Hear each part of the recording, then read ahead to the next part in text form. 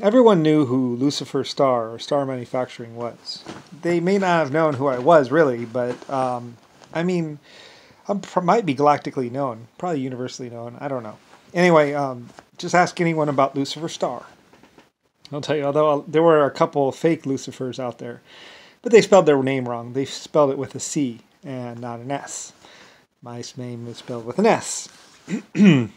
Because just like, you can't spell star with a C, so, so that's why they do the czar thing or whatever. Anyway, it's Lucifer Star with two S's. SS. My initials are SS. I guess, I don't know.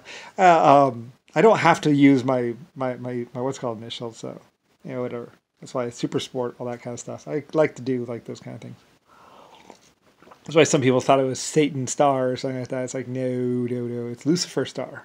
I like to throw you off a little bit there. So anyway, basically, like I say, Nixon, Jimmy Carter, Jimmy Ford, they all knew who I was.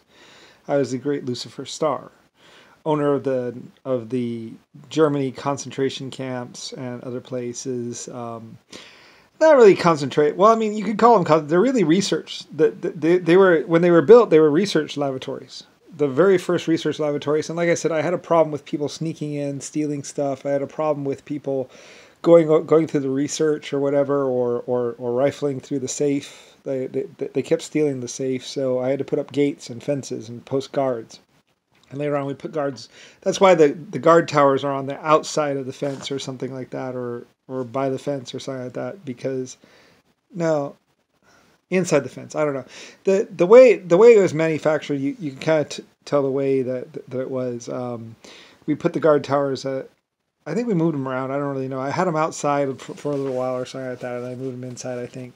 Anyway, big fence basically, and that was to keep people out, not keep people in. The gates were always open. If you ask them, most people would say the gates were open, until of course they turned them into an opium den or whatever. Eventually they got taken over by somebody else, or somebody else. Like I closed them, and then people moved in there, and there was like a big opium den, and there was like all kinds of crime and stuff, and it was considered the ghetto.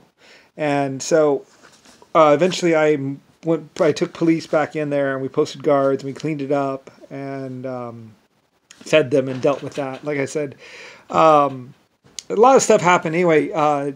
Like basically, I was attacked by South Africa pretty much, if I remember right, or South Africa was a problem, and then they were attacking basically Britain and Germany basically. And so I think I moved my guards up and my tanks up, so I had a line of people somewhere basically keeping the South Africans from getting in pretty much, because they kept on attacking like crazy. And so eventually I knew that eventually they were just going to build up their numbers and eventually rush the defenses anyway, and we would just have to kill them all or something like that. So like I say, I moved, and they're basically just going for the tanks anyway. They're going for Renault manufacturing, and I also had Renault for manufacturing. I also set up plants in like Singapore, Hong Kong. I had I built Japan basically. I had manufacturing plants all over the world, and they were trying to just turn them into weapons and tank manufacturing. And I already had weapons and tank manufacturing. Like I say, I built the Mosquito aircraft, and it was a very effective aircraft and kept Britain safe for a very long time from South Africa.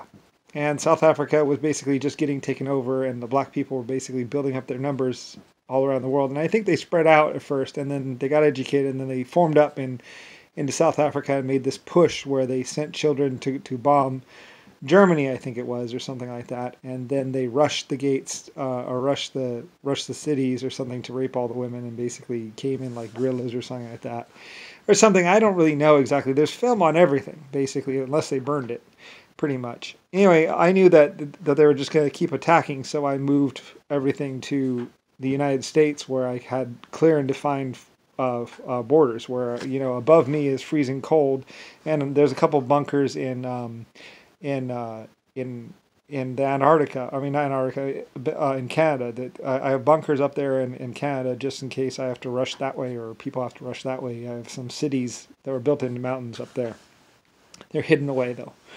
This becomes important at some point in time when Adolf Hitler was attacking me or attacking my people. We had to rush to Antarctica and hide up in there. I had a couple bases up there. Probably might still have. I don't know. I think I evacuated them eventually because it's like, well, we don't really need to be here anymore, so we moved out. But I had a couple underground cities up in Alaska, or up there, probably in Canada, just above Canada or something like that. But the very way up in there, in what's called where you can't really get to very easily. They're actually inside of mountains.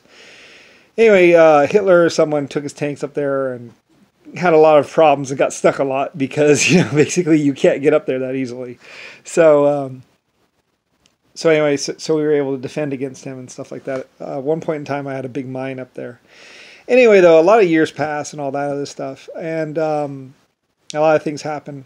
Like I say, Adolf Hitler basically went to Alaska to try and get the gold or the metal or something like that, and try to attack me. But I had a mine up there and some people hiding up in there, and we were able to defend, if I remember right.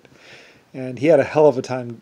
It wasn't when Germany went to Russia that they had a problem. It was going up to Alaska. That's where they had the problem. They tried to get up there into Alaska because I had a base up there, and Hitler knew it, and he wanted the gold or something like that, or the metal that was up there in Alaska. And he had his German soldiers, his Nazi soldiers, running up there into Alaska to try and get my manufacturing plant.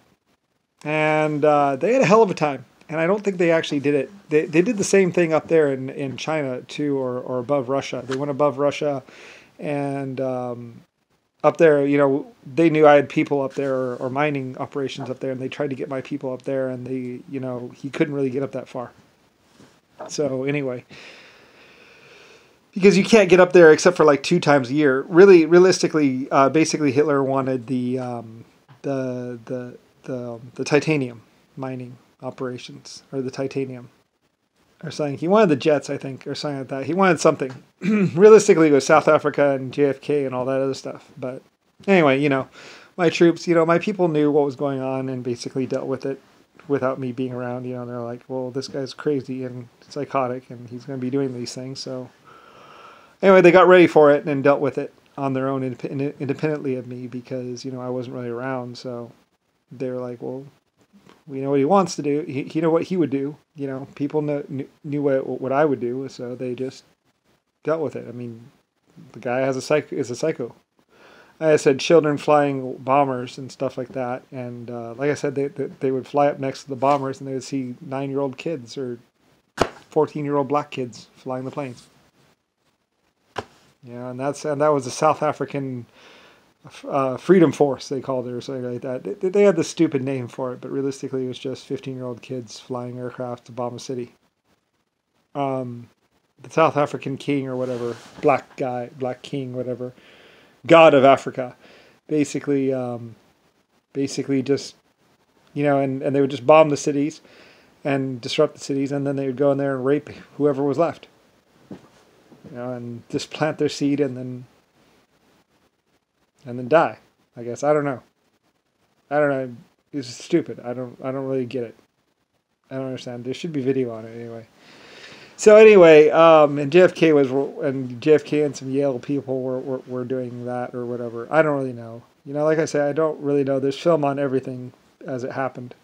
So even though they tried to delete and tried to change the way it looked, but anyway, like I said, I found out and I made them black and made their hair white and took away their hair sometimes. Made them balding. It's what I could do. So that was a hint. I was giving them a hint as to who I was, Lucifer White Star. So I gave them a hint, and I don't know if they got it. So anyway, because South Africa is still a mess. Maybe better, but it used to be very nice. Anyway, they destroyed a lot of things, so ran tanks around there and basically acted stupid, killed a bunch of people. Machetes. Anyway, I don't know. I don't care. Technically, that's my house. There used to be a boat up there.